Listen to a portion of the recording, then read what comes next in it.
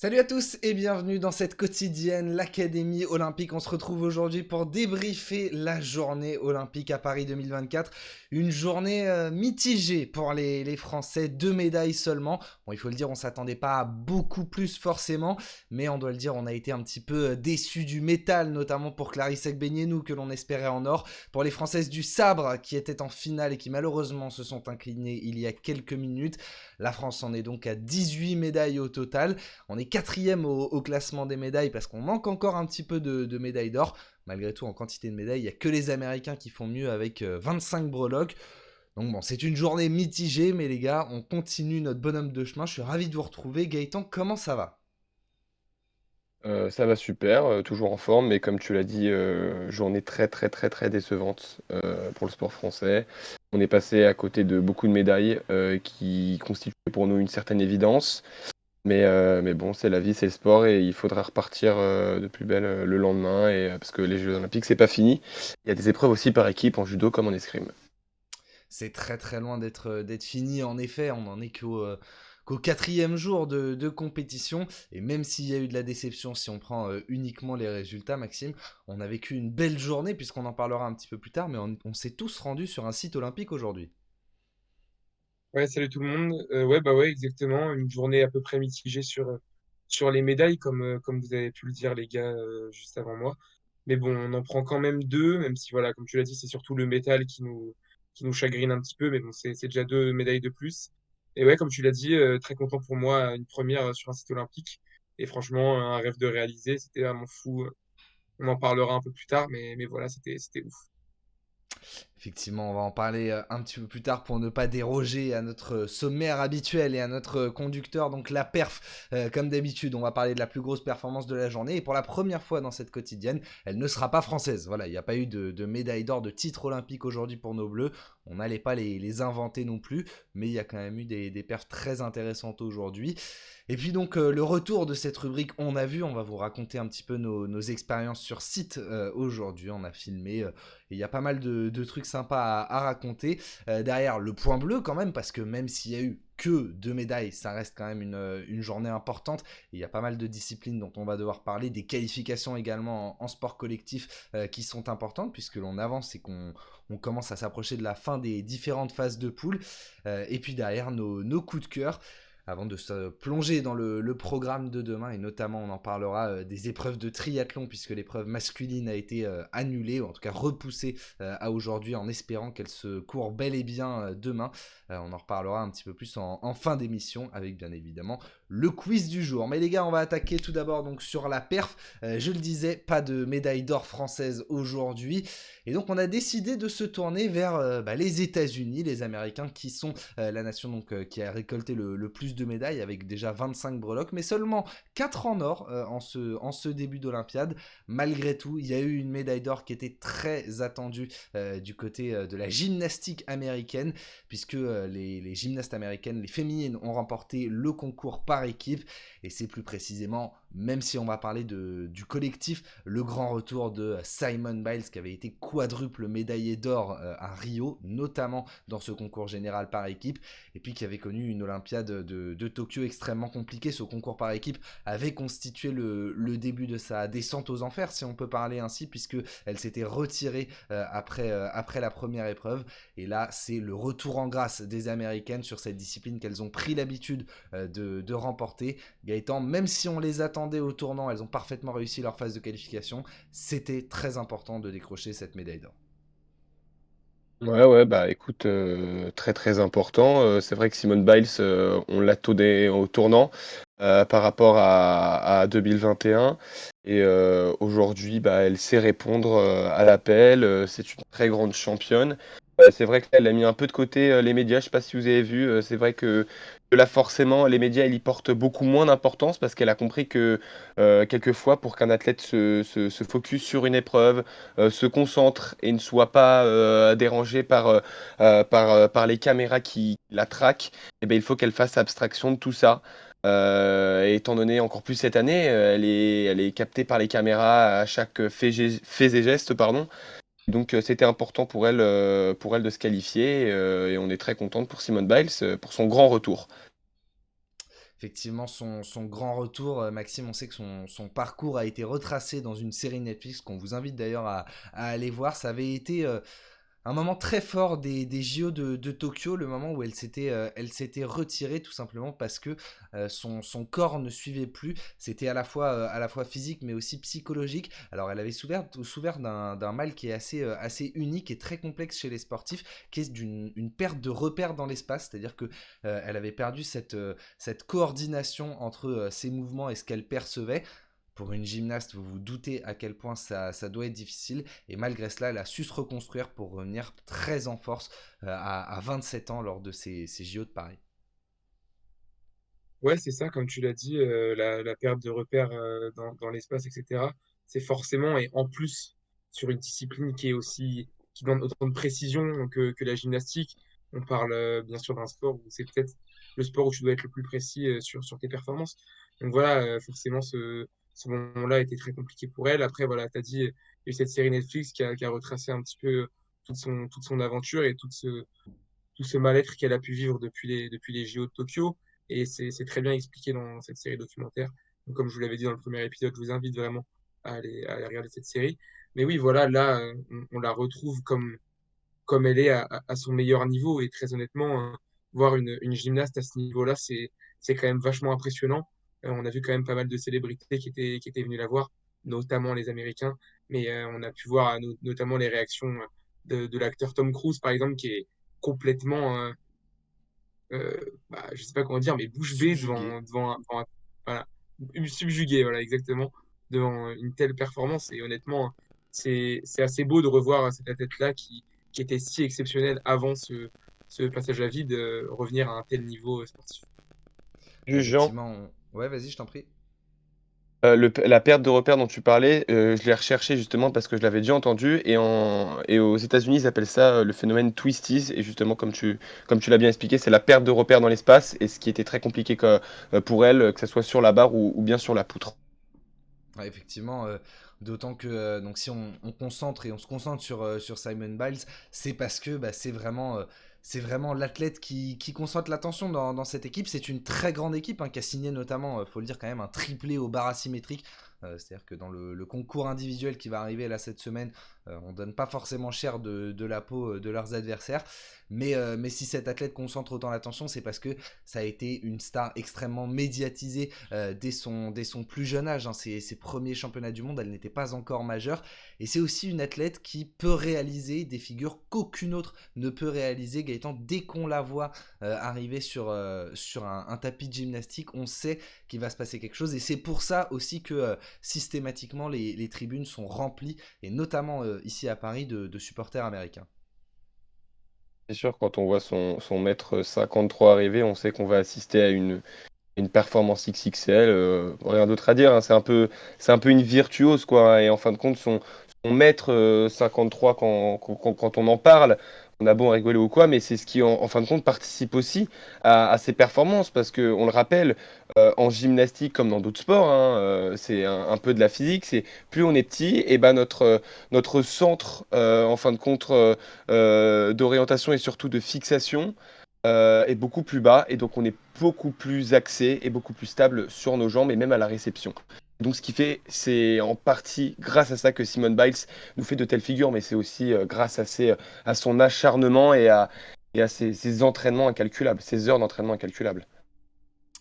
Effectivement, Simon Biles, donc on n'a pas fini d'en parler pendant ces Jeux Olympiques. On la retrouvera bien évidemment sur les différentes épreuves individuelles, mais on va pouvoir enchaîner donc avec un bon morceau de notre émission, puisqu'on le disait en introduction, on a tous eu la chance d'aller voir des épreuves aujourd'hui. Alors, ça n'est pas tout à fait terminé, des épreuves qui se déroulent en ce moment. D'ailleurs, j'en profite le temps de cette transition pour faire une petite parenthèse et vous dire que effectivement, on suit d'un œil très attentif la natation au moment où Léon Marchand va disputer sa deuxième finale du soir et où nos Français sont engagés en 4x200 mètres nage libre. Ça nous laisse juste le temps de raconter notre expérience et puis on attaquera avec la natation dans le point bleu. Maxime, on va commencer avec toi. Aujourd'hui, tu as vu de la boxe et tu m'as dit, le mot que tu as utilisé, c'est que c'était une après-midi très cosmopolite du côté des combattants. Ouais, exactement.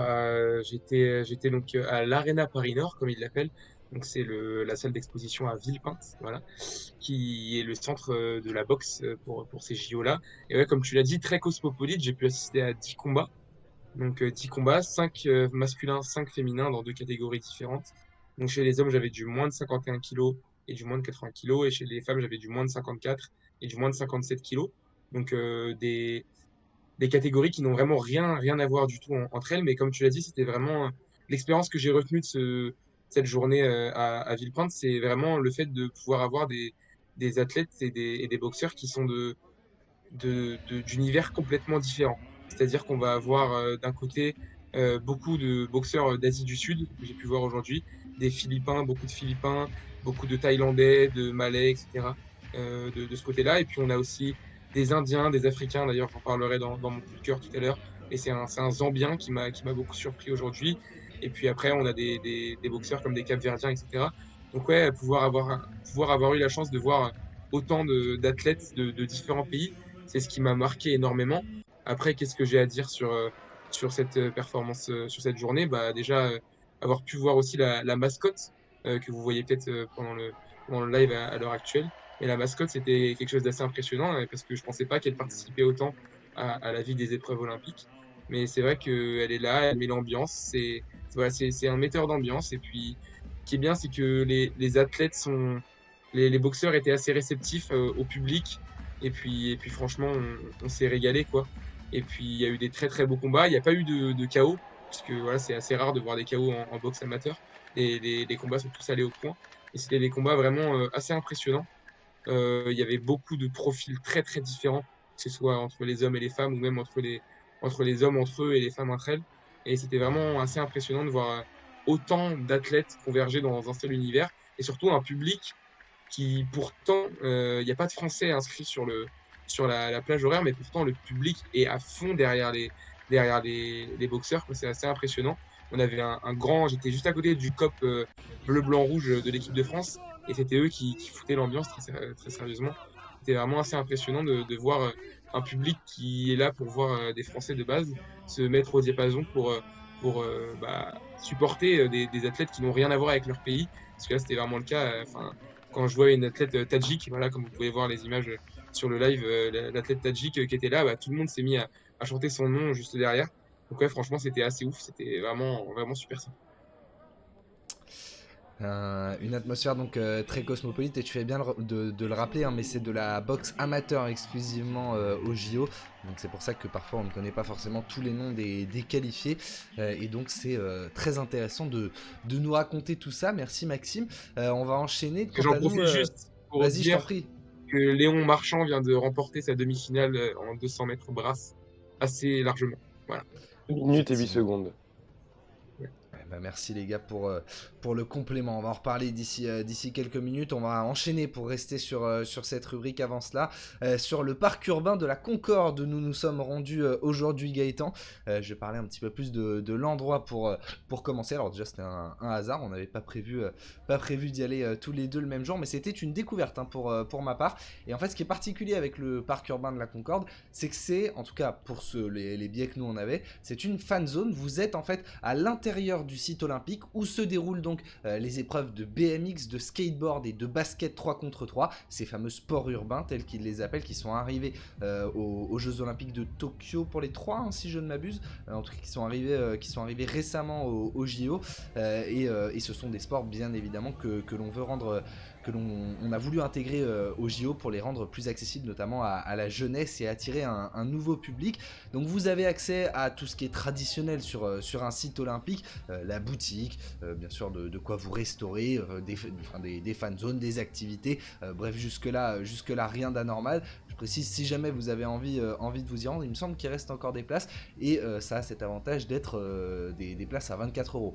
Donc c'est à peu près le moins cher de ce que l'on peut trouver. En revanche, vous n'avez pas de place en tribune, pendant les épreuves. Maintenant, ce qui est quand même intéressant, c'est que comme vous pouvez le voir actuellement avec le skateboard, vous avez la possibilité de vous rendre sur le site olympique, là en tribune, lorsqu'il n'y a pas d'épreuve. En fait, les écrans géants sont allumés et donc vous pouvez suivre d'autres performances, comme si vous étiez dans n'importe quelle fan zone, sauf qu'en plus de ça, vous êtes quand même sur le skatepark olympique, ce qui est plutôt sympa. Donc d'avoir accès à toutes ces coulisses, c'est quand même intéressant. Et puis ce billet vous permet aussi d'apercevoir les compétitions. On vous promet jamais que vous allez pouvoir les voir, mais moi j'ai eu de la chance, j'étais plutôt bien placé comme vous le voyez. J'ai réussi à m'approcher suffisamment pour voir le BMX et c'est assez impressionnant honnêtement d'observer toutes ces performances. Alors on le sait, le BMX fait partie des sports les plus impressionnants, des figures que réalisent tous ces athlètes avec des vélos qui bien souvent ne sont pas équipés de freins. C'est vraiment absolument extraordinaire. Donc voilà, c'était très cool. Moi personnellement j'ai passé une super après-midi. Un dernier détail parmi les activités que vous pouvez faire, c'est notamment de porter la torche olympique. Elle n'est pas allumée, mais la petite photo qui fait toujours plaisir. Et je conclurai en disant que la foule était particulièrement bruyante et réceptive à l'annonce du nom de notre concurrent français en BMX freestyle, Anthony Jean-Jean, qui sera en lice demain pour, on l'espère, pourquoi pas un titre olympique. Gaëtan, je te laisse en parler à ton tour. Écoute, je te rejoins un peu sur tous les points, on va pas se répéter, mais c'est vrai que moi j'ai vraiment été impressionné par ce site-là, par le lieu notamment, par les aménagements dont tu as parlé. On a également des initiations au breakdance, qui est le sport de présentation cette année pour les Jeux Olympiques 2024. Également des initiations au basket. C'est également le lieu en fin de compte qui rend aussi la chose magnifique à la Concorde. Bien évidemment avec ces pavés assez anciens, qui a d'ailleurs posé énormément de problèmes lors de la pose des tribunes. C'est justement la question qu'on se posait, et que se posaient les organisateurs, c'est de savoir si le sol n'allait pas s'écrouler avec le poids des tribunes. Donc il y avait justement une gestion en dessous des parkings pour calculer un peu le poids. C'était un peu un travail d'architecte, un travail un peu très millimétré pour éviter tout risque, mais au final le lieu est superbe, comme tu l'as dit, plusieurs tribunes, un terrain de basket 3x3 avec justement des tribunes installées en hauteur, une forme un peu type amphithéâtre antique qui est assez jolie à voir. Et bien voilà, écoutez, pour ce qui est en tout cas du site olympique, alors je ne me souviens même plus si on l'a mentionné, mais en tout cas on est sur la place de la Concorde. C'est ça aussi qui est assez impressionnant, c'est que si vous êtes parisien, comme c'est personnellement mon cas, vous avez l'habitude de passer sur cet endroit, qui est certes grand, c'est une place, mais on n'imagine pas qu'on pourrait mettre quand même 3 stades entiers quasiment. C'est quand même assez impressionnant. Maintenant Gaëtan, pour prolonger un petit peu là-dessus, juste à côté de ce parc urbain, on a le jardin des Tuileries où est installé pendant ces 2 semaines, et peut-être plus, ça on verra, la flamme olympique que tu as pu approcher. Effectivement, alors pour approcher la flamme olympique, deux possibilités. Alors soit on est un peu de bons élèves et on s'inscrit tous les matins sur le calendrier de la flamme, site que vous pouvez retrouver sur internet, donc pensez-y si vous voulez aller regarder la flamme. Ou sinon, la deuxième possibilité, à savoir mon cas, car j'avais oublié de m'inscrire aujourd'hui, c'était la dernière fois que je pouvais observer la flamme. Donc, je me suis procuré un billet d'un visiteur qui était déjà allé. Après, j'ai joué une petite phase de négociation pour essayer d'apercevoir la torche et au final, la flamme, excusez-moi. Et au final, on m'a autorisé l'accès, donc j'ai pu contempler cette magnifique flamme. Franchement, je vous le conseille, c'est un moment inoubliable. La flamme olympique, c'est le symbole, c'est l'emblème de ces jeux, des jeux, on le rappelle, d'équité, de rassemblement et d'union. C'est très important. Une flamme volante, bien sûr. Tony Estanguet l'a rappelé, bien sûr, en hommage aux frères Montgolfière. Et autre chose très importante, ce sont aussi des jeux responsables. Donc, c'est la première flamme de l'histoire à être éclairée par de l'électricité et de l'eau. Donc, même si vous l'approchez, vous ne pourrez pas vous brûler. Ça, c'est un peu le point positif. Effectivement, même si pour préciser quand même, j'ajoute juste que la flamme olympique originelle qui provient d'Athènes est bel et bien présente à Paris, elle aussi au jardin des Tuileries. Simplement pour cette grande vasque, on a préféré la solution la plus écologique. Tu voulais aussi, pour revenir maintenant sur un petit peu plus le plus concret des épreuves, nous parler des épreuves de BMX qui ont commencé. Les finales auront lieu demain, mais je crois que tu voulais nous en dire un petit peu plus. Effectivement, alors je vais faire rapide. Tout d'abord, faire une différence entre les disciplines de BMX pour ces Jeux Olympiques. Deux disciplines possibles, le BMX Racing, donc où les coureurs s'élancent dans une course un peu type motocross avec différents obstacles. Et donc forcément, les premiers arrivés sont qualifiés pour le tour suivant. Cette discipline de BMX se déroule au stade BMX de Saint-Quentin en Yvelines dans le 78. Et enfin, deuxième discipline, le BMX freestyle, lui qui a lieu donc à la Concorde, on en a parlé justement Jean. Chaque coureur s'élance chacun leur tour pour effectuer un enchaînement de sauts et de figures sur 3 minutes. La notation est faite par des juges arbitres en fonction de la difficulté de la figure, de l'esthétisme et également de l'amplitude. Maintenant, point sur nos deux Français en BMX freestyle, donc qui ont performé à la Concorde cet après-midi. Côté femmes, Laurie Pérez s'est qualifiée de justesse en finale, tout comme Anthony Jean-Jean. Tu vas le rappeler sur le programme de demain, mais je le dis juste comme ça. Finale femme demain à 13h10 pour suivre Laurie Pérez et finale homme demain à 14h44 pour suivre notre Français Anthony Jean-Jean qui a impressionné aujourd'hui. Effectivement, et la foule sera demain une fois de plus derrière lui. Les gars, ça nous fait une parfaite transition avec le point bleu. On a terminé de raconter nos expériences du jour. Et on va revenir donc sur cette journée que l'on a dit contrastée en introduction. Même si il y a quand même eu quelques bonnes nouvelles. Et les choses sont plutôt bien faites puisque on avait prévu d'attaquer avec la natation. Et la course de 4 fois 200 mètres nage libre est en train de se réaliser. Même si pour l'instant nos Français ne pointent pas dans le top 3, on est en 5ème ligne, si je ne m'abuse, donc on n'est pas très loin. Oui, C'est ça, donc on joue on encore, colle. cette médaille, on va en parler d'ici 2-3 minutes. On va peut-être du coup commencer avec ce que l'on évoquait il y a quelques minutes, la qualification de Léon Marchand pour 2 finales demain. Il participera au final de 200 mètres brasse et de 200 mètres papillon. Il a été en maîtrise aujourd'hui, deuxième de ses 2 courses ce matin en série, vainqueur de ses 2 demi-finales ce soir. Maxime, c'est ambitieux, mais demain, on attend 2 médailles d'or normalement. On attend 2 médailles d'or, clairement, vu à quel point il est impressionnant depuis le début de ces Jeux. C'est tout le mal qu'on peut lui souhaiter finalement d'arracher ces 2 médailles d'or.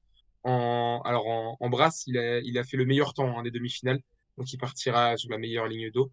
Voilà, donc je me fais moins de soucis pour la brasse. En revanche, pour le papillon, il y a quand même des clients avec le Hongrois, je sais plus comment il s'appelle, je crois que c'est Milak ou quelque chose comme ça qui est champion du monde en titre ou quelque chose comme ça, champion olympique en titre, qui va devoir batailler avec. Et puis voilà, il va falloir faire très attention. Bien sûr, il reste favori pour aller chercher ces 2 médailles-là. Après, à voir aussi comment il va aborder cette journée de demain. J'écouterai tout à l'heure à la fin de l'émission les quelques réponses qu'il a données à Nelson Montfort juste après sa course.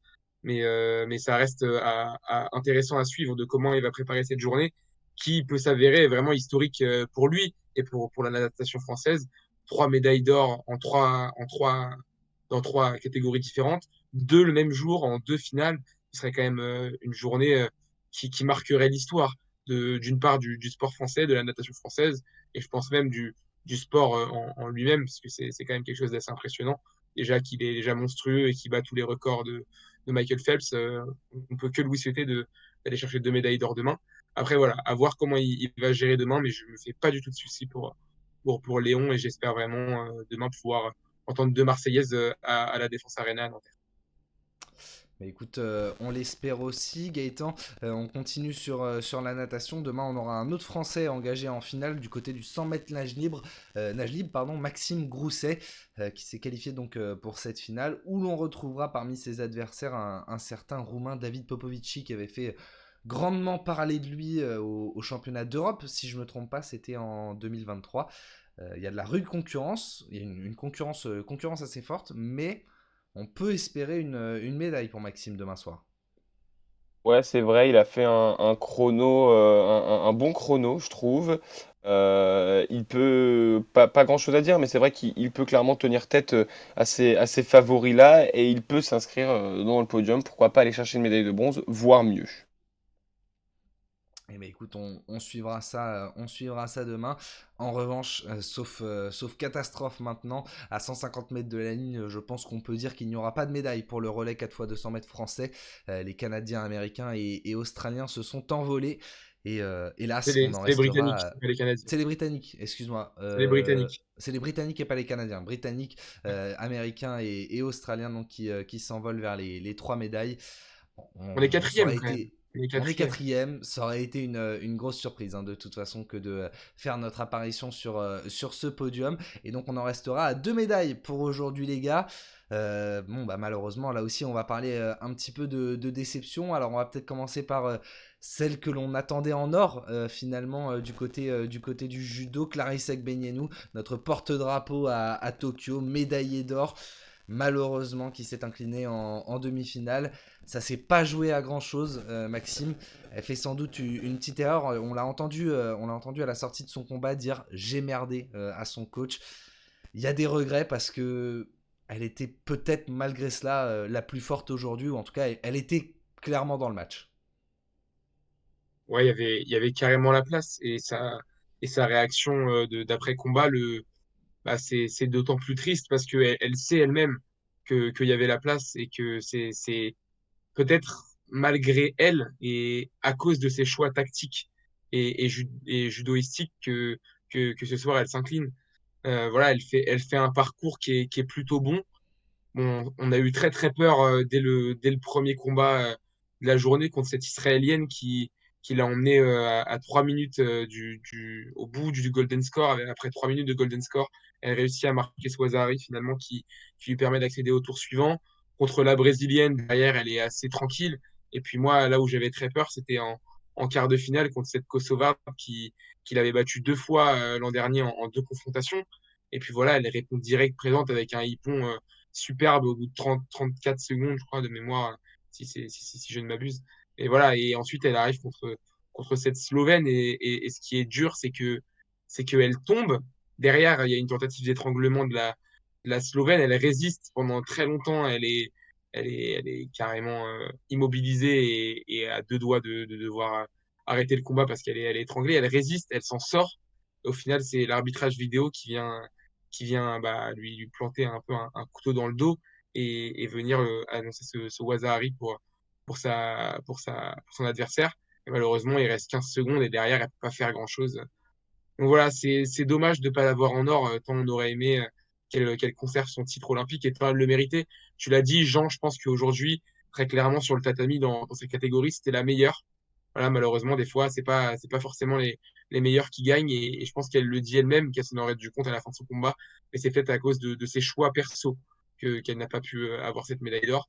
Après, on sait qu'elle revient de loin, elle revient d'une grossesse il y a pas si longtemps.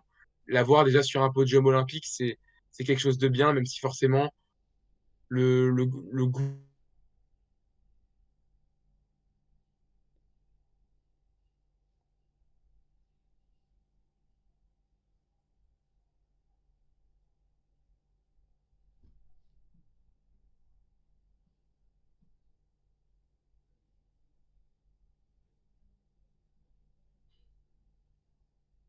Ah, alors je ne t'entends plus, Maxime, je t'ai perdu là également. sur la fin. Ah non, c'est toi non plus, tu l'entends plus, Moi aussi. Gaëtan. Bon, bah ok, tout Oui, va moi bien, tu aussi. me, tu me rassures. Désolé pour ces petites Non. 10 secondes de blanc, j'étais en train de vérifier. Justement, de toute façon, ce qu'il racontait était la relance que je voulais faire. Maxime, peut-être essaye de. Non, on t'entend pas. Donc, soit de quitter, de revenir, on va voir. Gaëtan, je te relance là-dessus, mais effectivement, Clarisse Agbenienou, elle n'a plus la marge qu'elle avait à Tokyo, où clairement. Bah, c'était la plus forte et de loin hein, à Tokyo. Franchement, on aurait eu vraiment du mal à l'arrêter. Elle était venue en finale olympique faire tomber celle qui l'avait privée de médaille d'or à Rio. Son corps a changé. Elle a été quand même l'une des rares athlètes en activité à assumer de faire une pause dans sa carrière pour avoir un enfant. Elle est revenue malgré cela et aujourd'hui elle est médaillée olympique. Le parcours reste quand même magnifique et inspirant.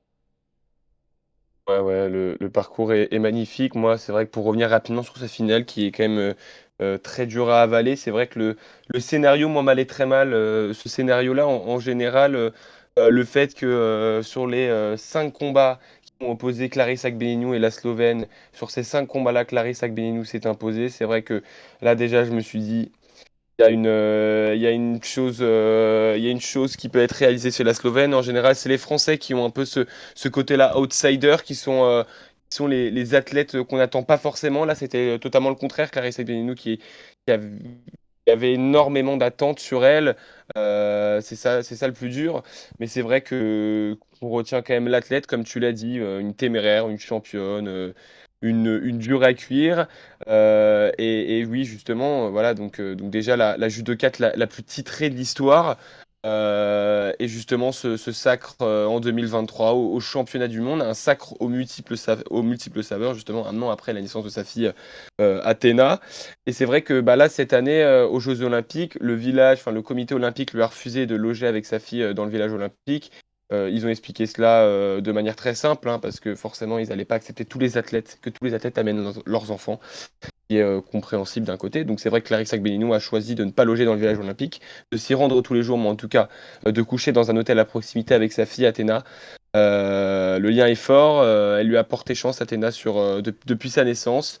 Mais c'est vrai que là c'est malheureux, mais Clarissa Agbenienou reste tout de même un exemple pour toutes ces femmes qui essayent de s'assumer et pour toutes ces sportives qui dédient leur vie à leur discipline malgré les contraintes d'une maman. Donc pour ça, on peut la féliciter, Clarissa Agbenienou. Et justement, sa médaille de bronze qu'elle a obtenue par la consolante, elle a déclaré ne pas finir justement sur cette note-là.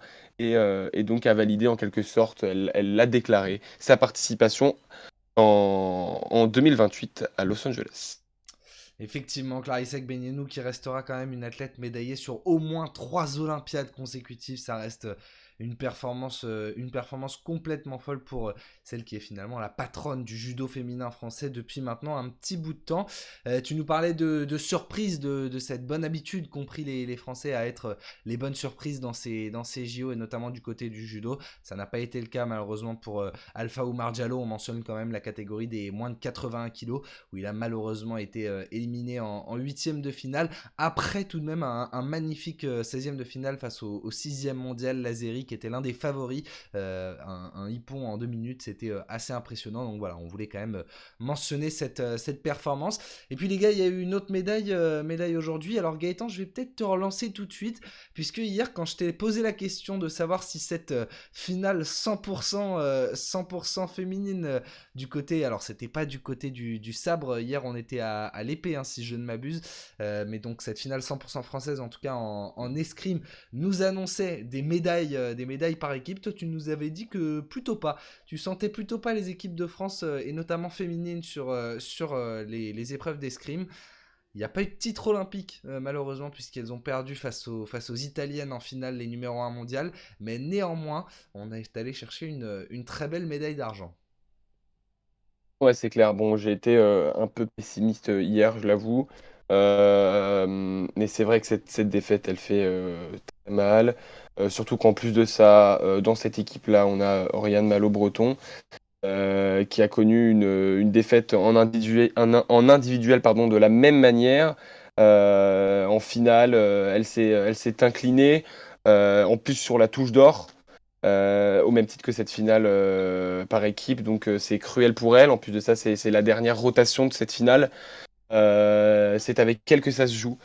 Et malheureusement, ça ne paye pas. C'est cruel parce que c'est une nouvelle médaille qui nous passe à travers la main. Après le judo, après l'individuel Oriane Ballot-Breton, après l'escrime masculin Enzo Lefort. Maintenant, c'est l'escrime féminin par équipe. C'est très, très, très, très dur à avaler.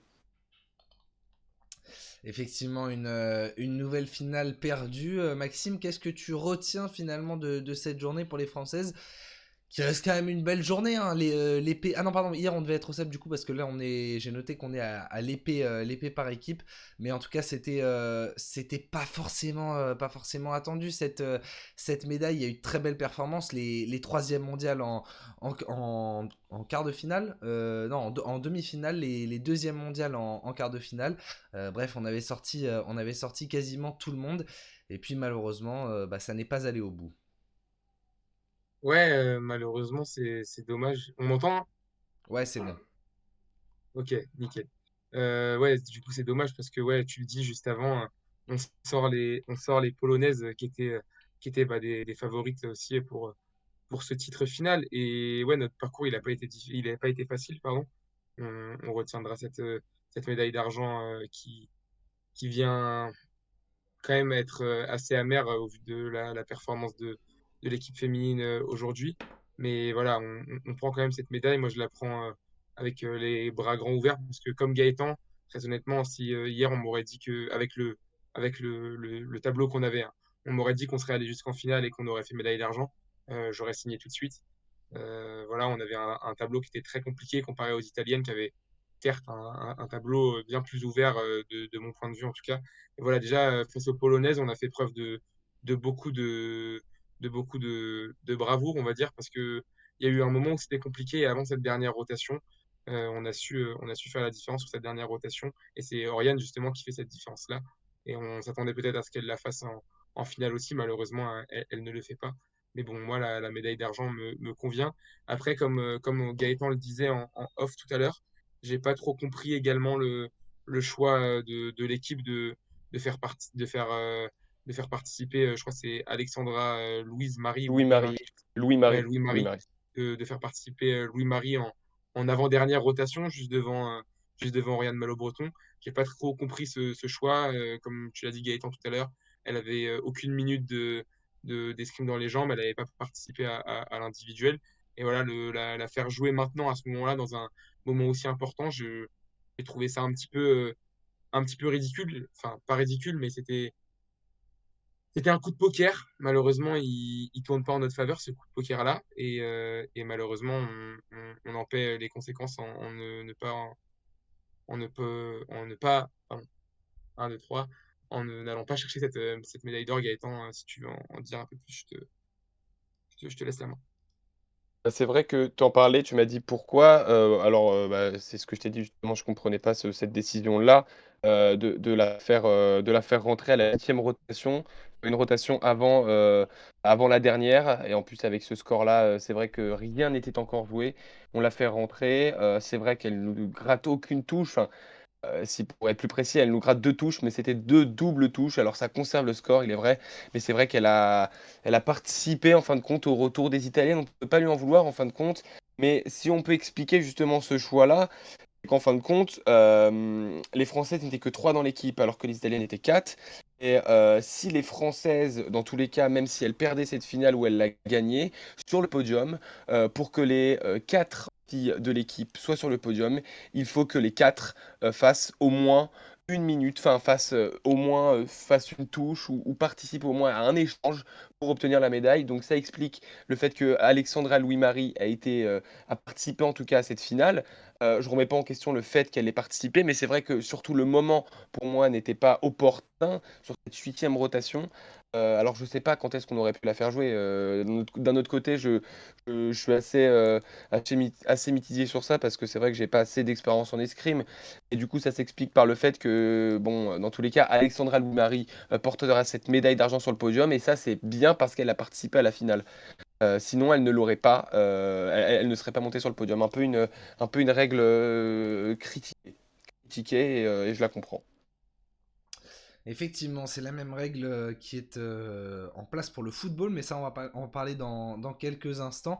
D'abord, vous donner un résultat d'aviron. Malheureusement, ça s'est mal passé pour nos champions olympiques en titre. Je vous les affiche juste à l'écran. Alors, ça avait été une surprise à Tokyo, mais Mathieu Boucheron et Hugo Androdias étaient allés chercher l'or. Malheureusement, ici, il n'y aura pas de finale. Éliminé dès les demi pour notre duo en aviron. On va quand même mentionner le fait que du côté des féminines, on a un binôme qui a rejoint la finale. Donc, c'est pas encore complètement terminé pour nos espoirs de médailles dans cette discipline. Mais voilà, quand même des champions olympiques français qui sont éliminés avant la finale. C'était une information qu'il fallait vous donner avant de passer, les gars, au sport co. Et on va peut-être attaquer, Maxime, sur la performance finalement la plus marquante de la journée du côté des sports collectifs. C'est les Français du basket qui se sont fait peur, qui se sont fait très peur même, mais qui en prolongation s'imposent 94-90 face aux Japonais. Ouais, exactement. Une victoire sur le fil qu'on n'attendait pas forcément aussi serrée, puisqu'il faut dire que les Japonais dans la poule paraissaient l'adversaire entre guillemets le plus abordable. On en discutait avec Mathis, qui est notre spécialiste du basket. qui nous disait que de base, on doit leur mettre 20-25 points d'écart dans la tête. Mais voilà, au final, c'est nous qui sommes menés de 4 points à 10 secondes du terme du quatrième quart-temps. Et sans ce moment exceptionnel, on va dire, comme le disent les basketteurs, ce moment clutch de Mathieu Strazel à 10 secondes du terme du quatrième quart-temps, on perd ce match contre les Japonais. Et voilà, donc certes, on attendait les grands, on attendait Gobert, on attendait Wembanyama. Là, c'est Mathieu Strazel, un joueur d'Euroleague, qui vient libérer le 5 français. Bon, je vais en parler de ce moment-là, mais c'est ce end-one à 3 points, c'est une action qu'on voit très très rarement au basket, et surtout dans des moments aussi importants. Et très franchement, sans ça, on perd le match. Donc c'est vraiment un moment assez exceptionnel. Et ça rend cette victoire, j'ai envie de dire, assez galvanisante pour la suite, parce que derrière, on va jouer le gros morceau de la poule qui est l'Allemagne, voilà, qui va nous poser quand même plus de soucis, je pense.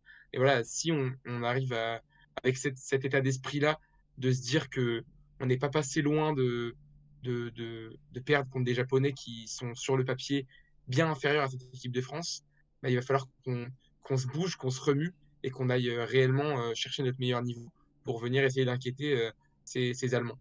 Donc voilà, je me dis que c'est peut-être un mal pour un bien de pouvoir avoir eu cette performance-là. Et à noter aussi le bon retour en fin de prolongation, en fin de match d'Evan Fournier, qui a su être là au bon moment avec des très bons paniers à 3 points. Et puis voilà. Sur le basket, j'ai pas grand-chose à rajouter. On s'est fait peur, mais ça passe. On est un petit peu habitué avec nos basketteurs français. Mais bon, comme d'habitude, ça passe. Donc on va espérer que ça passe aussi contre les Allemands. Effectivement, pour en dire quand même un petit peu un mot de ce scénario complètement fou, à 1 minute de la fin, les basketteurs sont menés à 78-77, et il y a un dunk raté de Rudy Gobert qui en plus vient blesser Nicolas Batum, action très étonnante, involontairement bien évidemment, mais il met un coup à son coéquipier. On est à 1 minute de la fin à ce moment-là et on se dirige tout droit vers le scénario catastrophe. Les Japonais reprennent 4 points d'avance à 16 secondes, ça aurait été un peu trop, mais à 16 secondes de la fin reprennent 4 points d'avance. Et en basket, alors certes, il y a beaucoup de moyens de marquer des points, mais dans le jeu, on est limité à 3 points maximum. Et c'est ce petit jeune finalement, Mathieu Strazel, qui a 21 ans, vient gratter non seulement un 3 points, mais un 3 points où en plus il obtient une faute, un lancer franc pour faire au total 4 points et égaliser à quelques instants de la fin. Gaëtan, je reprends un petit peu ce que disait Maxime sur ce côté de se forger dans des moments difficiles. Je sais que toi, tu crois beaucoup à ces équipes, et notamment ces équipes de France qui vont, dans la difficulté, venir se souder, et que ce serait plutôt bon signe pour la suite. Ça forgerait notre mental en vue d'une potentielle médaille olympique. Ouais, c'est clair. C'est ce que j'expliquais aussi à Maxime, c'est que moi j'ai toujours eu l'impression qu'on a on tire beaucoup sur notre basket français, qu'on le critique par-ci par-là. On l'a énormément critiqué sur les matchs de préparation, qui certes ne rassuraient pas le public, mais on n'était pas encore dans la compétition. Aujourd'hui, les Français, le ratio, il est clair aux Jeux Olympiques. C'est 2 matchs de victoire. Alors certes, on a eu du mal face au dernier de la poule, face aux Japonais. On s'est fait peur. J'ai entendu, on aurait pu s'imposer de 25 points. On aurait pu. C'est toujours sur les statistiques, mais en fin de compte, sur le match, on a eu du mal. Mais évidemment, en sport collectif, la France ne s'est jamais, ne s'est, je veux dire, elle s'est jamais réellement donné les moyens pour assurer vraiment son public. Que ce soit en basket, en volley, c'était exactement la même chose. Et je pense que c'est un des sports collectifs qui peut être le plus comparable au basket. Je pense notamment en 2021 à Tokyo, où les volleyeurs français masculins font une phase de poule catastrophique. On pensait à l'élimination et même pas aux phases finales. Et en fin de compte, les Français qui décrochent l'or. On les croyait finis il y a un an. Le mois dernier, ils décrochent la Ligue des Nations. On les croyait morts encore ici. Et ben, ils gagnent leurs 2 premiers matchs avec une victoire aujourd'hui face au Canada 3-0. C'est exactement la même chose comme au basket. Je veux dire, s'imposer de cette manière-là. Alors c'est vrai que ça dépend les spectateurs. Il y en a qui préfèrent le beau jeu, qui préfèrent des écarts ahurissants comme on pourrait voir sur le match des États-Unis. Mais est-ce que vous prenez vraiment du plaisir à regarder les États-Unis jouer? Oui, avec les joueurs, avec ce 5 historique. C'est clair, mais est-ce que sur un peu ce qu'on aime dans le sport, à savoir l'incertitude que dégage un sport, il n'y a rien de plus beau. Et aujourd'hui, on l'a eu ce soir. Et c'est vrai, pour répondre à ta question, la difficulté, ça forge des équipes. Aujourd'hui, la France a goûté à des prolongations, elle a goûté à une pression, le fait de pouvoir perdre face à son public. Aujourd'hui, le public s'est réveillé et la France s'est imposée. Effectivement, la France s'est imposée et c'est aussi le cas en volley puisque t'en parlais. On a eu un premier match difficile contre la Serbie avec une victoire 3-2 dans le cinquième set. Ça a été plus simple là contre les volleyeurs canadiens. Donc le match s'est terminé il y a quelques minutes, mais effectivement, victoire 3-0. Donc là-dessus, c'est solide et les Français qui sont bel et bien rentrés dans leur compétition après ce cinquième set dont on avait pas mal parlé et cette victoire au mental. Je mentionne quand même un autre résultat, c'est les féminines du handball. Autant on a dit que c'était compliqué du côté des hommes. Du côté des féminines, ça se passe plutôt très bien. Victoire 26-20 contre le Brésil. On n'a pas tremblé. Victoire sereine pour nos Françaises. Donc pour l'instant, là c'est sans doute une des équipes en sport co qui nous rassure le plus du côté des différentes équipes de France.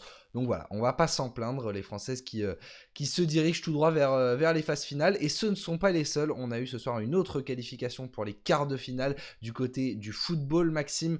On n'a pas tremblé face à la Nouvelle-Zélande sur le papier, l'équipe la plus abordable du groupe des Français. Et effectivement, victoire 3-0 avec une bonne partie des remplaçants qui étaient sur la pelouse. C'était aussi le moment de donner du temps de jeu à d'autres joueurs. Ouais, exactement. Une belle victoire 3-0 au Vélodrome avec, comme tu l'as dit, une grande partie des remplaçants. Il n'y avait que deux joueurs qui ont joué les deux premiers matchs qui étaient alignés par Thierry Henry dès le début de la rencontre. C'était Jean-Philippe Mateta à la pointe de l'attaque qui était associé à Arnaud Kalimwendo ce soir. Et c'était Castello Luqueba en défense centrale qui était là avec Matsima et le joueur de Monaco, je ne sais plus comment il s'appelle. Mais voilà, c'est des joueurs qui ont pu avoir du temps de jeu. Et ce qui est bien, c'est comme tu le disais tout à l'heure, Jean, c'est la même règle qui s'applique pour l'escrime qu'avec le foot. C'est que pour avoir la médaille, les joueurs doivent jouer au moins une minute dans le tournoi olympique. Donc voilà, ce qui fait que là, aujourd'hui, tous les joueurs, sauf un, c'est le troisième gardien qui a pu jouer aujourd'hui, mais tous les joueurs ont pu jouer des minutes et sont donc susceptibles d'avoir une médaille à la fin du tournoi olympique. Voilà, de ce qui est dans le jeu, j'ai pu regarder quelques minutes. Alors certes, l'adversaire était très très abordable, mais on parle de la meilleure performance collective de l'équipe de France de Thierry Henry sur ces JO-là. Et on est très content de les voir là. On rappelle le score final, victoire 3-0, comme contre les États-Unis en ouverture, avec des buts de Mateta, qui inscrit son premier but avec l'équipe de France, qui était lui un petit peu critiqué au vu de ses premières performances, qui n'étaient pas forcément très, très réussies. Il réussit à marquer un joli but, même si c'est sur un contre. Il marque d'un beau ballon piqué. Et puis ensuite, c'est les remplaçants Désiré Doué et Arnaud Kalimwendo, les deux Rennais, qui viennent ouvrir leur compteur dans le tournoi olympique. Donc ça fait du bien de voir ces joueurs-là marquer. Et surtout, ce qu'on n'a pas noté, mais c'est qu'en 3 matchs, l'équipe de France olympique a encaissé aucun but. Et je crois que c'est la seule équipe du tournoi à l'avoir fait. Donc c'est très très rassurant d'arriver en quart de finale et de se dire que la défense est très solide et l'attaque est capable de marquer 7 buts en 3 matchs. Donc c'est plutôt très intéressant, même si dans le jeu, les deux premiers matchs étaient moyens. Là, ce troisième match nous rassure complètement et nous permet d'être très très optimistes pour le quart de finale, qui plus est, qui va être ultra intéressant et qui peut même être qualifié peut-être de finale avant l'heure, puisqu'on va jouer l'Argentine, qui était une des favorites, qui était même l'ultime favorite au moment de commencer ce tournoi olympique. Ce sera donc à 21 h à Bordeaux, je ne sais pas le jour, je n'ai pas Vendredi. noté dans le Google, voilà. Donc, vendredi à 21 h à Bordeaux, on jouera contre ces Argentins-là. Il faudra s'en méfier, parce que eux qui ont connu la défaite contre le Maroc en phase de poule, dans un match, comme on l'avait dit dès la première émission, très controversé. Voilà, il faudra s'en méfier de ces Argentins-là qui ont sûrement l'un des meilleurs effectifs de ce tournoi olympique. Mais voilà, on arrive avec nos armes, on sait de quoi on est capable, on est très solide défensivement, on est à l'aise offensivement. Moi, en tout cas, je suis très rassuré après ce match contre les Néo-Zélandais du niveau de jeu et du potentiel qu'a cette équipe, ce groupe. Parce qu'on parle plus d'un 11 là, mais on parle d'une vingtaine de joueurs qui sont vraiment à un niveau qui est très très convenable et qui est convaincant permettre d'espérer une médaille et déjà une qualification en demi-finale après ce choc contre les Argentins. Effectivement, un match qui s'annonce électrique donc face à l'Argentine en remake de la finale de la Coupe du Monde de football 2022. On sait que particulièrement en ce moment, il y a une grande rivalité entre ces deux équipes. Bon Gaëtan, je te fais pas plus réagir que ça parce que on en est déjà à 50 minutes d'émission, mais on suivra très attentivement ce France-Argentine. Moi, je clôturerai en disant que une équipe de France pas forcément rassurante dans le jeu, mais qui est très solide défensivement. Ça me rappelle des choses qui me plaisent et des résultats positifs du côté de l'équipe de France Elite. Donc on va espérer que Thierry Henry a appris de Monsieur Didier Deschamps et qu'il y ait la médaille d'or au bout. On enchaîne les gars avec nos coups de cœur du jour. Et Gaëtan, c'est toi que je vais lancer en premier puisque tu nous parles toi d'un Français. Donc on va être dans le prolongement du point bleu. Mais surtout tu nous parles d'un sport dont on n'a pas parlé depuis le début de ces JO et qu'il fallait mentionner, le badminton. Et oui, je vais vous parler de Thomas Junior Popov, qui est le Baptiste français de 25 ans. Baptiste, bien sûr, joueur de badminton. Donc pour la petite histoire, la qualification, il a obtenu sa qualification grâce à sa finale au championnat d'Europe à Sarrebruck en Allemagne. Il s'est tout de même montré peiné car c'est son petit frère Christo Popov qui devait initialement obtenir sa qualification pour le simple aux Jeux Olympiques. Les deux frères sont quand même alignés pour le double masculin dans le tournoi olympique et ce n'est pas la joie dans ce tournoi olympique. 2 matchs, 2 défaites face aux Coréens et aux Thaïlandais sans inscrire un seul set. Dernier match, je crois, à suivre face aux Tchèques. Je crois un match sans enjeu, mais reprenons et revenons un peu sur le frère aîné Thomas Junior Popov en simple. Il a remporté son premier match de poule aujourd'hui face au 76e mondial, l'Américain Howard Chu. Et moi, personnellement, j'ai adoré son style de jeu. Voilà, c'est un joueur atypique, ouais, charismatique, dans ses phases offensives, un peu du badminton spectacle qui devrait vous plaire avec des défenses impressionnantes et des attaques efficaces avec un bras juste surpuissant. Il a cette capacité à redonner de la vitesse à un volant et il montre une certaine aisance également sur le jeu au filet et on l'a vu surtout contre l'Américain Howard Chu aujourd'hui. Match décisif demain pour le Français qui affrontera du coup l'Indonésien Anthony Sinisuka Ginting, le 9e mondial. Premier ex-aequo avec Popov dans cette poule H. Un seul qualifié dans chaque poule pour ce tournoi olympique simple en badminton. Donc il faudra absolument gagner demain pour accéder à ces huitièmes. Petit historique entre ces deux hommes, entre l'Indonésien et le Français. Un match gagné par l'Indonésien de 7-1 en 2023 à l'occasion de l'Open de France. Donc croyez-moi, l'Indonésien a l'habitude de jouer contre, enfin déjà eu l'habitude de jouer contre Popov avec le public en sa défaveur. Effectivement, merci Gaëtan donc pour ce coup de cœur. Maxime, bon, toi, t'as passé ta journée à Villepin, t'as regardé de la boxe, et donc ton coup de cœur va se diriger vers l'un des boxeurs que tu as vu. Ouais, exactement. J'ai beaucoup aimé un des boxeurs, donc bien sûr, je ne connaissais absolument pas, donc il s'appelle Patrick Chinyemba. Il vient d'un petit pays d'Afrique qui s'appelle la Zambie, qu'on connaît dans d'autres sports, notamment les sports sur longue distance, donc marathon, etc., où sont très performants les athlètes zambiens, mais également certains joueurs de foot, pour ceux qui connaissent Patson Daka, notamment, qui provient de la Zambie. Voilà, moi j'ai adoré ce boxeur-là. Pourquoi? Parce qu'il arrive et déjà, c'est le show dans la salle. Il fait le show, il fait des pirouettes, il vient voir le public, il est là, il chauffe la salle. Et déjà, c'est quelque chose qu'on n'avait pas vu avant lui. Donc, c'était le troisième combat, je crois, ou le deuxième combat de la session. Voilà, c'était le premier à le faire. Et puis voilà, et puis il a une boxe plutôt atypique, avec une garde assez basse, j'ai trouvé. Une garde assez basse qui laisse des occasions à son adversaire de pouvoir lui mettre des coups au visage. Mais il parvient à mettre beaucoup de distance et à être très très vif dans ses attaques, ce qui fait qu'il touche beaucoup son adversaire et qu'il est très peu touché lui en retour par son adversaire. Voilà, donc il affrontait, pardon, il combattait un Indien aujourd'hui. Voilà, l'Indien qui a eu beaucoup de mal, même s'il était beaucoup plus grand que le Zambien, à toucher son adversaire. Voilà, donc j'ai trouvé vraiment avec une boxe très atypique, donc une défense très basse, une vivacité assez exceptionnelle, parce que vraiment il arrêtait pas de déclencher des coups venus un petit peu de nulle part. Donc c'était assez impressionnant. Et puis ce qui est bien, c'est qu'il avait un clan derrière lui assez impressionnant avec 5 ou 6 Zambiens qui ont réveillé tout le public qui était carrément acquis à sa cause. Et à la fin, on a pu entendre des bons supporters français Et j'ai retenu une phrase qui m'a beaucoup marqué lors du Kouma, qui était un supporter qui était juste à côté de moi, qui disait, je cite, bah alors, on n'attend pas Patrick, voilà, en référence au cinéma français. C'était assez marrant. Et puis, ouais, voilà, il fait véritablement le show sur les rings. C'est-à-dire que, voilà, à la fin, il dansait avec son adversaire. Il dansait, il faisait des petits pas de danse, etc. Et puis, au moment du résultat, après que l'arbitre, pardon, ait levé son point, il n'a pas hésité à se tourner vers son clan et à en faire un soldat militaire, tant il était fier et heureux d'avoir répondu présent face à son clan. Donc, ouais, clairement, j'avais noté Patrick Chinyemba, la boxe et la Zambie dans le sang.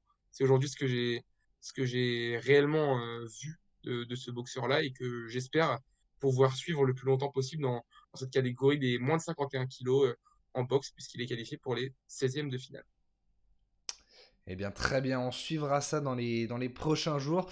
Bon, je me devais du coup de récupérer ton rôle de consultant tennis, hein, parce que tu as été happé par la boxe, mais là aussi, on vous dit que l'on reparle des performances que l'on attendait forcément. Et hier, on n'a pas donné de nouvelles de Rafael Nadal, qui a perdu en simple, malheureusement. Mais voilà, on avait dit quand même qu'on en parlerait. Malheureusement, face à Novak Djokovic, il n'y a pas vraiment eu de match, même si dans le deuxième set, il y a eu une belle réaction de l'Espagnol. Voilà, son niveau de tennis et son niveau physique est pour l'instant insuffisant pour répondre au challenge du Serbe. Néanmoins, il y a une très belle histoire qui est peut-être en train de s'écrire du côté du double sur les cours de Roland Garros. C'est cette passation de pouvoir entre Rafael Nadal, le maître des lieux, hein, tout simplement, qui évolue en double avec Monsieur Carlos Alcaraz, vainqueur des 2 derniers tournois du Grand Chelem, la relève espagnole, la relève du tennis également. Et c'est juste un pur régal de voir ces deux-là ensemble, parce que il y a une vraie différence entre tous les autres doubles que l'on peut voir, c'est qu'on sent certains qui sont, et d'ailleurs c'est ce que je lisais, des vrais spécialistes du double apparemment. Alors de ce que j'ai lu en tout cas en quart de finale, à part cette paire là, il ne reste que des spécialistes du double. Là on voit juste deux athlètes qui avaient envie de concourir ensemble, envie de représenter ensemble leur nation. Carlos Alcaraz l'a déjà dit à plusieurs reprises, mais c'était son rêve de jouer avec Rafael Nadal. Et cette paire là, elle est juste géniale, parce qu'à chaque point qu'ils gagnent, on sent qu'ils sont vraiment contents de jouer ensemble. Et c'est pour ça que c'est mon coup de cœur une fois de plus, même si j'avais déjà mis Nadal il y a 2 jours de cela, sans faire trop de nadalisme. Voilà, c'est juste un plaisir de les voir jouer ensemble, et de sentir que voilà, ils se régalent sur le terrain, et par conséquent, par extension, ils nous régalent également. Donc je m'attarde pas trop là-dessus, mais j'ai vraiment hâte de les voir en quart de finale, et j'aimerais beaucoup que cette très belle histoire aille au bout. Parce que c'est juste magnifique, et on se régale. Je vous fais pas réagir là-dessus les gars, parce qu'il est 22h58, donc il faut qu'on passe au programme de demain. Le programme de demain d'ailleurs, bah, je vous l'affiche tout simplement pour ce qui est des finales comme d'habitude. Il y a, si je ne m'abuse, 18 médailles en jeu, donc demain on est de retour sur une très grosse journée. Alors il aurait dû y en avoir que 17, mais vous le savez, l'épreuve de triathlon masculine a été reportée. Elle n'a pas eu lieu ce matin en raison de la qualité de l'eau qui était insuffisante dans la Seine. Elle a été reportée donc à aujourd'hui, enfin à demain matin du coup, et on va espérer qu'elle puisse se tenir les gars, parce que il y a de la pluie qui doit arriver à Paris, des orages, et si elle n'a pas lieu demain, on parle pourquoi pas d'un report à vendredi, mais sinon ça va commencer à devenir très très compliqué. Je sais pas si vous voulez en dire un mot, mais là on a vraiment envie de voir les athlètes dans la scène, et surtout on a envie que cette épreuve puisse se dérouler. Je crois qu'au pire des cas, Jean, je crois que ce qui se passe, c'est que je crois qu'elle est même pas portée. On va avoir lieu à un duathlon pour la première fois des Jeux Olympiques. À savoir une épreuve avec C'est ce dont uniquement on du parle, ouais. vélo et de la course. Ouais, donc écoute, on est les Jeux de la première fois, donc pourquoi pas, hein. Enfin non, mais après, c'est vrai que pour ceux qui suivent ardemment le triathlon, c'est vrai que c'est un peu malheureux. Donc on espère que la pluie ne va pas trop se manifester demain. C'est vrai qu'à partir de midi, ça, c'est vraiment la matinée, quoi, hein.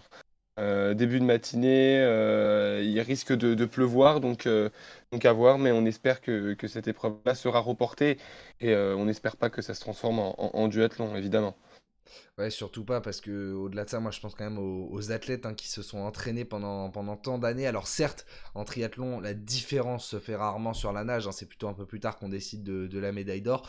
Néanmoins, il y a quand même, c'est quand même partie intégrante de ce sport. Et pour ceux qui sont des spécialistes de la nage, ça devrait être un énorme coup dur. Ce serait un énorme coup dur si on devait avoir une épreuve de duathlon. Donc forcément, on ne le souhaite surtout pas. Je réaffiche le programme et Maxime, je te demande qu'est-ce que tu regardes en priorité demain? C'est la question traditionnelle. Qu'est-ce que je regarde en priorité? Malheureusement, je vais être très très peu. Je vais être vraiment dans le classique du classique. Mais il y a un mec qui peut aller gagner 3 médailles d'or sur une seule Olympiade. Donc comment passer à côté de ce type? Donc moi, je pense que je vais clairement regarder en priorité Léon Marchand sur son 200 mètres brasse et son 200 mètres pape demain. À noter aussi peut-être la natation avec Maxime Grousset que j'apprécie particulièrement. Mais ouais, en tout cas, je regarderai, je pense, d'un œil avisé la natation demain. Très bien. Gaëtan, même question? Plutôt Anthony Jean-Jean. Il m'a impressionné aujourd'hui et je pense qu'il peut aller chercher la médaille. Et pourquoi pas, aussi la française. Ouais, pourquoi pas Laurie Pérez, mais c'est vrai que Laurie Pérez concourt avant. Donc si Laurie Pérez pourrait faire une perf et Anthony Jean-Jean, ça le motive et prend soin encore plus et qu'il aille chercher le bronze voire plus, ça m'irait bien. Donc ouais, cyclisme, BMX, freestyle, pas mes hommes pour moi. Effectivement, et ben pour moi, alors bon, déjà en fait non, pour moi tout simplement le triathlon. J'espère que l'on aura cette épreuve parce qu'on a parlé du fait qu'elle se déroule, mais surtout j'aimerais parler quand même de nos chances françaises parce que du côté du triathlon féminin, on a 3 athlètes engagés: Emma Lombardi, Léonie Perriot et surtout Cassandre Beaugrand, qui est quand même l'une de nos grandes favorites pour le titre olympique. Donc j'aimerais que cette épreuve ait lieu et surtout que Cassandre soit là parce que on a une vraie très belle chance de médaille d'or. Donc, ouais, ce serait vraiment bien que cette épreuve ait lieu. Les gars, on termine peut-être sur un quiz du jour. Bon, alors je vous avoue que j'ai rien prévu, donc je vais prendre un athlète en rapide. Sauf si Maxime, tu t'en as un en tête. Sinon, je me Ah, lance et j'ai je vous rien du pose. tout là. Je me T'as rien prends du tout. Bon, carrément au allez, on dépourvu. va faire. On va faire ça. On va faire ça. J'ai pas beaucoup cherché, donc ce sera peut-être Moi facile ou j'en ai peut-être une. très dur. Ah, t'en as une? Ah bah vas-y, allez, je t'en prie. Oh, il va me fumer, genre. Euh, Ah, donc attends, c'est je ma vous donne première 3 indices. participation, j'ai la pression. Ok. Je vous donne 3 indices. Comment je fonctionne là très rapidement? Bah, nous, ce qu'on Trois a fait la dernière indices. fois, c'est que je donnais une info à chaque fois au début des trucs très larges. Et après, si on veut Ok. répondre, on peut, mais on laisse la main pour la prochaine, le prochain indice. Euh, Porte-drapeau, étrangère,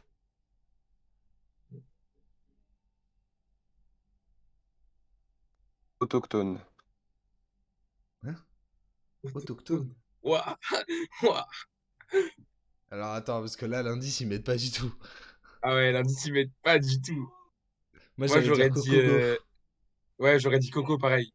J'aurais dit pareil, Coco. Non, c'est pas ça? On est sur une certaine.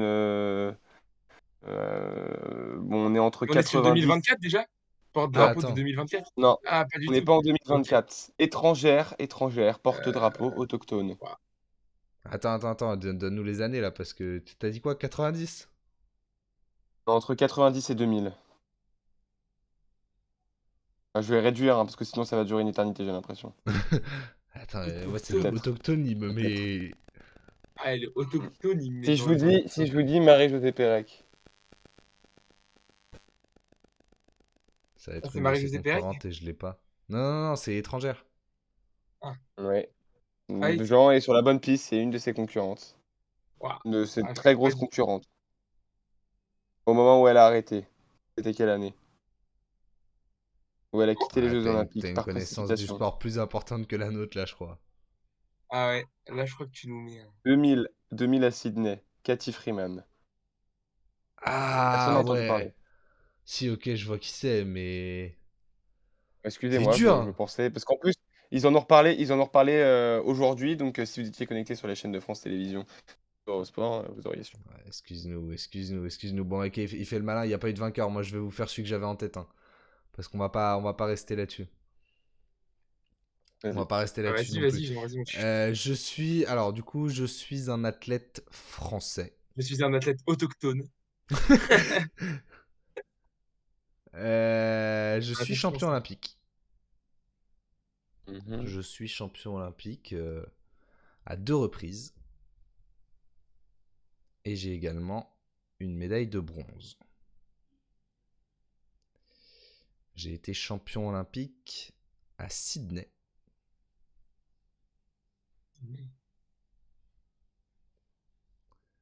Et j'ai été Ouais. champion olympique à Atlanta. Petit Wow. indice, je fais un sport de combat et j'ai été champion olympique dans 2 David catégories de Douillet. poids différentes. Asloum, Oh oui, très Asloum, fort. Très Asloum. fort, David Douillet. David Douillet. Solide, Ah Maxime. putain, mais oui, oh, je suis un ouf. Je suis ravi que tu aies gagné C'est ce quiz appliqué en et que ce ne soit économie. pas, que ce ne Yes! soit pas Yes, Gaëtan. Gaëtan! Voilà! Ah, Je ne me c'est bats toujours obligé. pas au quiz, au CSC ou dans l'Académie olympique. Je te rappelle qu'au CSC, on n'a jamais fait de quiz. Si, menteur. Je Non? t'avais battu, j'avais fait une remontada. Ah oui, c'est vrai, oui. Sur On un était que vol, ouais, deux. c'est vrai. Ah, c'est un menteur. La prochaine On fois, fais un termine vrai cette, quiz de vin sur les Jeux Olympiques et on verra qui sera le gagnant, tu vois. Maxime, bon, on se sait, Maxime, sur nos connaissances sur les Jeux Olympiques. Freeman, je l'avais pas, Freeman. ouais, moi non Personnellement, plus. je l'annonce. J'avais une idée, mais j'avoue que je l'avais pas non plus. Excuse-nous, Non, Gaëtan, mais si j'ai t'avais fait. Non, non, non, il n'y a pas de. J'ai ces pas eu David connaissances. Douillet. Et. On termine Voilà. cette émission sur un réglage de compte. Bon, les gars, en tout cas, moi, je me suis quand même régalé à vos côtés. Je crois que... Non, aucun de vous deux n'est là demain. Donc Non. on se retrouve pas tout de suite parce qu'on n'a pas d'émission jeudi ni vendredi. Donc on va se retrouver, je pense ce week-end. Est-ce que vous retournez, Gaëtan? Est-ce que tu retournes voir un sport d'ici la fin de ces JO? Et non, malheureusement, c'était ma dernière expérience au JO aujourd'hui sur le site de la Concorde et j'ai super bien profité. Bon, bah, ça reste le plus important et tu nous en as fait profiter également. Tu reviendras malgré tout pour nous parler d'autres performances. Maxime, toi, est-ce que tu retournes voir quelque chose?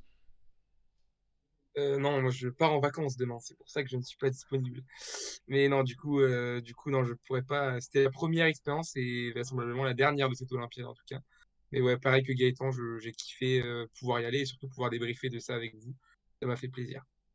Bon bah écoutez, très bien, voilà une bonne raison de vous remplacer par Mathis et Maxime qui eux iront encore, si je ne m'abuse, voir chacun au moins une épreuve. Je sais que Maxime va avoir de l'équitation et Mathis c'est, j'ai plus le Du sport exact en basket. tête. C'est du basket, exactement.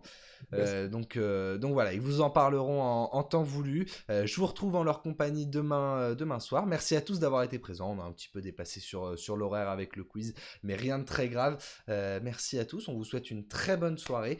Demain, bah, le même rendez-vous, hein, comme d'habitude, même endroit, même heure, sur la chaîne Twitch de l'Académie Olympique à partir de 22h. Si vous avez manqué une partie de cette rediffusion, elle sera disponible sur YouTube d'ici quelques instants. Et nous, on vous dit à demain. À Ça demain.